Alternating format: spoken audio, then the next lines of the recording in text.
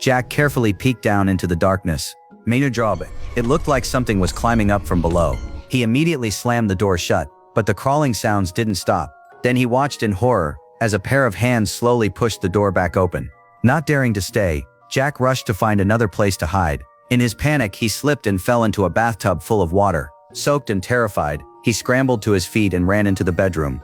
The creature's sharp, unsettling laughter echoed through the room. Jack locked every possible entrance he could find. Meanwhile, the creature searched for a way inside. Soon it appeared outside the window. Jack remembered the piece of chalk he had found earlier. Someone had told him that a chalk circle could keep evil spirits away. With no other options left, he frantically started drawing a circle on the floor. At the same time, the creature was forcing its way through a broken section of the window. Just as the door began to open, Jack finished the circle and jumped onto the bed. He didn't even dare pull back the bed curtains. All he could do was watch the shadow moving outside.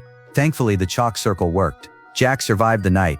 The next morning, he cautiously stepped out of the circle. Only after confirming the creature was gone did he dare look around. Then he spotted a vehicle outside.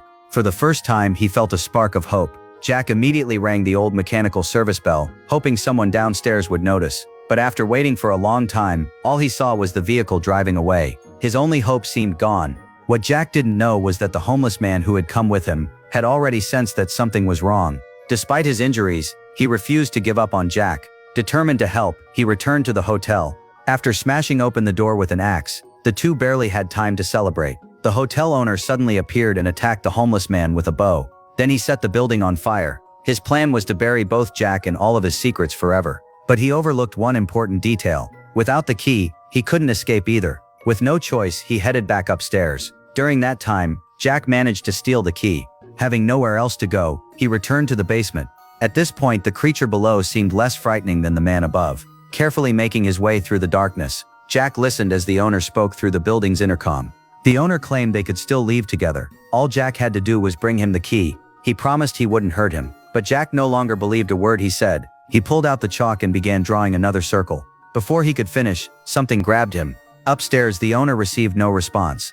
Finally, he gathered the courage to enter the basement himself. There he spotted the key hanging overhead. Keeping a nervous eye on the darkness around him, he quickly reached for it. Then the creature appeared. It locked a shackle around the man's wrist. Dragging heavy chains behind it, the creature pulled him past Jack. By now, Jack had completely given up. He sat quietly, waiting for the end. Then he saw his mother's spirit. She told him she had never blamed him. Gently placing a hand on his chest, she comforted him before fading away. As she disappeared, Jack noticed something hidden inside his coat.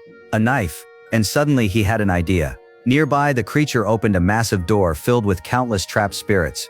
The owner was the first to be dragged into the darkness beyond. Seeing this, Jack found the will to fight again. No matter how hard the owner struggled, he couldn't break free from the chains. Meanwhile, Jack managed to free himself. He sprinted toward the service elevator. Before leaving, he grabbed the key hanging above. Maybe Anna was still watching over him somehow, because at that exact moment, the clock struck the hour. The elevator mechanism activated automatically. Jack made it back upstairs and escaped before the creature could catch him. But when the elevator doors opened, another nightmare awaited him. The entire hotel was engulfed in flames. The thick smoke quickly overwhelmed him.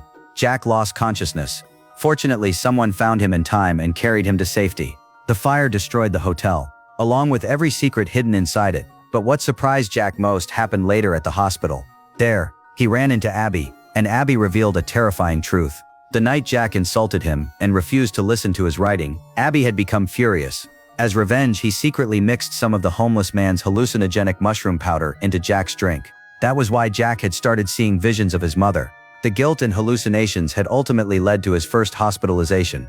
Overcome with regret, Abby sincerely apologized.